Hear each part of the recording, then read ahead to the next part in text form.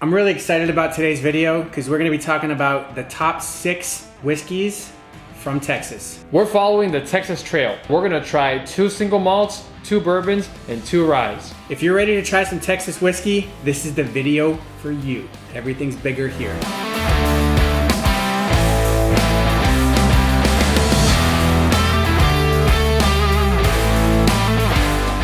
We're both wearing black and both see. Okay, that's cool.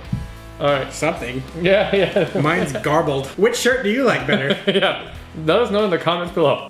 Texans are known for drinking their bourbon and their whiskey and loving every minute of it. Mm-hmm. However, Texas has not been making whiskey for a very long time. It wasn't until 2008 where Garrison Brothers opened its doors in High, Texas, and that's when we had our very first Texas distillery. Because of the weather in Texas, which gets really, really hot in the summer and then gets really cold in the winter, you have this influx of like this up and down, right? Which ages the whiskey a lot faster. In Texas now, because Texas whiskey is so popular, we have a whole Texas whiskey trail. And it's broken down into 5 regions. You got the North Trail, which is Waco, Dallas, Fort Worth, that whole area up there. You have South Texas, San Antonio and Point South. You have the Gulf Coast, which covers Houston, College Station, a couple other areas. You have Hill Country, which is here in Austin. That's what we have, yeah. And then the newest region for the Texas Whiskey Trail is West Texas. So you got El Paso, Marfa, areas like that. So the whiskeys that we're gonna talk about today cover each of those regions with the exception of West Texas, because that's one of the newer regions and we don't really have much from West Texas in this area. Garrison Brothers from the Hill Country in High, they're one of the founding members of the Texas Whiskey Trail, along with several different distilleries, some of which we're gonna try today. All right, so without further ado, we might as well just get right into Garrison Brothers. So if you look on the Texas Whiskey Trail, they are in Hill Country, which is Austin and surrounding areas. And this is their small batch bourbon that we're gonna be trying today. If you're ever in the Fredericksburg area in Texas, I would highly recommend that you head over to Garrison Brothers and take their tour because it's fantastic. And speaking of Fredericksburg has an amazing array of wineries as well. They're known for their wineries. Yep. Even though it's not Sonoma County or Napa Valley, it still has some amazing wines that if you like wine, definitely recommend checking out. But if you're there for the whiskey, Garrison Brothers is the way to go. Yep. So this small batch here comes in at an MSRP of about $65. So it's not the cheapest bourbon that you'll find out there, but it's got a great bang for your buck. This has a great flavor profile. It's aged for at least 3 years. It's 94 proof, so it's not too strong. And it's made from a combination of corn, red wheat, and barley. Even though it's only aged for 3 years, you're gonna get a lot of the barrel notes on this one. Yep. And I believe that they use a higher char. And the char of the barrel plays a significant role on the flavor of the whiskey. Even though it's only aged for 3 years, it's a bourbon that tastes like a more experienced bourbon. Garrison Brothers is one of the biggest Texas distilleries out there. So if you have it on hand, definitely pick it up so you can try it. See what Texas whiskey is all about. Definitely recommend it. All right, let's move on to our next recommended bourbon. So Devil's River is part of the South Texas part of the trail, and they come from San Antonio. And I've been there before. I love this place. San Antonio is about an hour and a half away from Austin, so we tend to go there from time to time. Their flavored whiskeys, to me, are some of the best flavored whiskeys, and I'm not even much of a flavored whiskey guy. Right, and if you head over to our YouTube Shorts page, I think you even did a cocktail using Devil's River coffee bourbon. That's right. Yeah. And their bourbon packs a bit of a punch. It's kind of, in your face, but it has flavors of vanilla and caramel and a little bit of cinnamon and spice. Yeah, and for an MSRP of $22, it's a pretty good bang for your buck. Oh, yeah. And if you've noticed, or if you've ever looked into Devil's River before, one of their celebrity endorsements comes from Dave Bautista. So now for our third whiskey in our Texas Trail. So this one here is Yellow Rose Rye Whiskey. Yellow Rose is the oldest legal distillery in Houston, Texas. Wow. I wonder which one's the oldest illegal distillery in Texas. I don't know. Probably old Patty McShamus's bathtub. Probably. Yeah. There's a Patty McShamus out there that's going to be very upset at us right now. So Yellow Rose is 95% rye.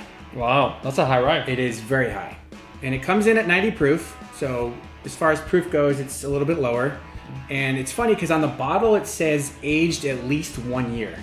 Well, that's nice of them. Yeah, very nice of them. However, they're typically aged 2 to 3 years, but it's at least 1 year. So that's funny because I've never really seen that written on a bottle. Right. There's some modest. So again, this is a rye whiskey from the Gulf Coast region of the Texas Whiskey Trail. So I first heard about Yellow Rose a couple years ago when we went to the Texas Whiskey Festival here just outside of Austin, Texas. So we were introduced to lots of distilleries that normally fly under the radar, but they come to this Texas Whiskey Festival and we're able to try whatever we want. And that's how I discovered Yellow Rose. If you're in Texas in April, that's when they have the Texas Whiskey Festival. Highly recommend checking it out. It's so cool. You get to go in there, you try like at least 100 whiskeys, right? At least. There's so many distilleries in Texas now. If you have a whiskey festival in your state or your city, definitely recommend checking it out because they're all a lot of fun. There's so many different distilleries that you could try, either local or not local, in your neighborhood. So definitely check it out. So now moving on to our next rye whiskey recommendation from Texas. All right, next in line we have my personal favorite from this entire list. So hold on to your seats. I'm holding on. Oh yeah, it is Still Austin Bottle and Bond Rye. So we've covered Still Austin before. We're big fans of Still Austin. This one though, we have not covered yet, and it's the Bottle and Bond Seasonal Rye Whiskey. This is an amazing, amazing bottle. This is one of my favorite rye whiskeys. So we talked about Still Austin a lot already in our channel, so I don't want to go too deep into it, but just to recap, Still Austin does grain to glass, which means that they're very much involved in every aspect of the process of making the whiskey. And it's all local. They're very, very big on being locally sourced. Everything is locally sourced. And they work alongside with Nancy the Nose Fraley, a master distiller that is well known for her unique sensibilities and how she captures the flavors and smells of a whiskey. Yep. Oh, the sweetness. You wouldn't get the sweetness from a typical rye. No. This is I am getting the peppery notes to it though. Yeah. Yeah. But yeah, it smells like a rye. It does, but to me it's not as prevalent as you would get normally from like, you know, in your face sort of spice. Yeah. It is sweeter for sure. Yeah. For like we were saying on the nose, for a rye whiskey, this is very sweet. Yeah. I mean, you still get that pepper and the juniper type of notes that you generally get from a rye whiskey, but it's not as pronounced as you typically get. This, to me, you get a lot more flavors of that plum and fig that you wouldn't typically get from a rye. Yeah. The one we're talking about has a rabbit on the label. Because they make a couple of rye whiskeys, but the one with the rabbit on the label is hands down one of my favorite rye whiskeys. Yeah, same. So if you see this one in your local store, highly recommend picking it up. Absolutely. So far we've covered 2 bourbons and 2 rye whiskeys from Texas. The last 2 we're going to cover now are both single malts. So covering the North Texas portion of the Texas Trail is Balcones from Waco, Texas. So Balcones is known for using blue corn. And blue corn is not typically used in whiskey. Back in 2008, that kind of put Balcones on the map. It was because they used the blue corn. Right. So now they've blown up into this huge distillery that they were pioneers for not only the Texas Whiskey Trail, but also for the American Single Malt Whiskey Commission. Right. So Balcones is a leading distillery here in the U.S. Now this one is a single malt, so no corn is used. However, they're still known for being innovators and creating some amazing things. They've won a lot of awards for all their whiskeys because they make some really unique stuff.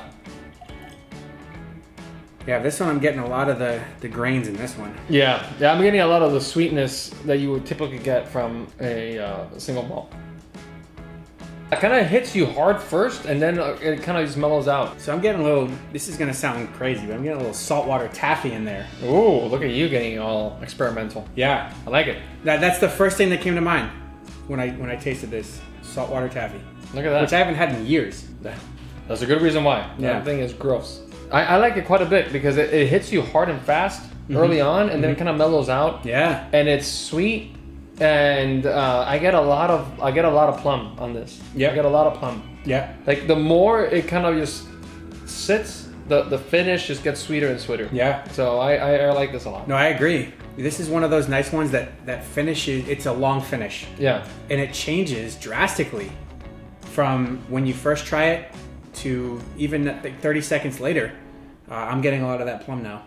And last, but certainly not least. So Andalusia, which is based in Blanco, Texas, which is about an hour west of Austin.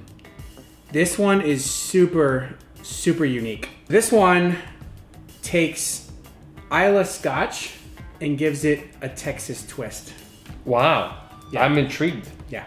So rather than infusing the barley with the smoke from peat, as is common in Islay Scotches, what Andalusia does is they infuse the barley with the smoke from oak, mesquite, and applewood. So they're kind of putting like a Texas barbecue twist on a Scotch. I love that. Yeah. Because the Islay whiskeys, for those that don't know, is very smoky, very peaty. They smoke their peat, like you mentioned, and that creates this flavor of like this just smoke and medicinal sort of flavor, seaweed type of flavor. Yep. And I'm very curious to see how that affects this one, because this is not peat. Right. This is just different types of wood. I cannot hear this wonderful explanation and then not try it. So Yeah. this is another one that I'm gonna have to try and just take one for the team. Yep. Gotta do what you gotta do. You gotta do it. Oh my gosh. Wow. Oh, that nose. Oh, that nose. Oh, that nose. Oh, that nose. See, you definitely get that smoke from the wood. Yep. I mean, this is straight up campfire. But because of the wood that they use, it's sweet. It's very sweet. You get a lot of like caramelized notes. It's like that caramelized. Okay, let me see if you guys understand what I'm saying. Imagine a campfire, and you light that fire for the first time, and you get this smell of smoke and heat, but you also get that sweetness from the hickory and all those other types of wood. That's what I'm getting right here. I'm getting sweetness, vanilla, caramel, and smoke. Yeah. So we recently reviewed Whistle Pig's Camp Stock, which was positioned to be sort of the campfire whiskey.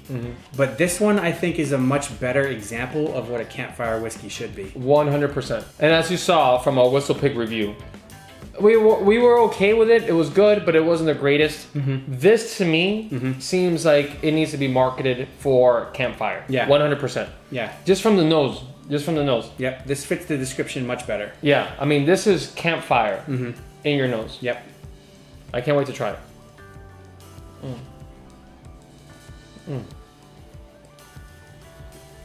So you get it even more pronounced on the taste, I think.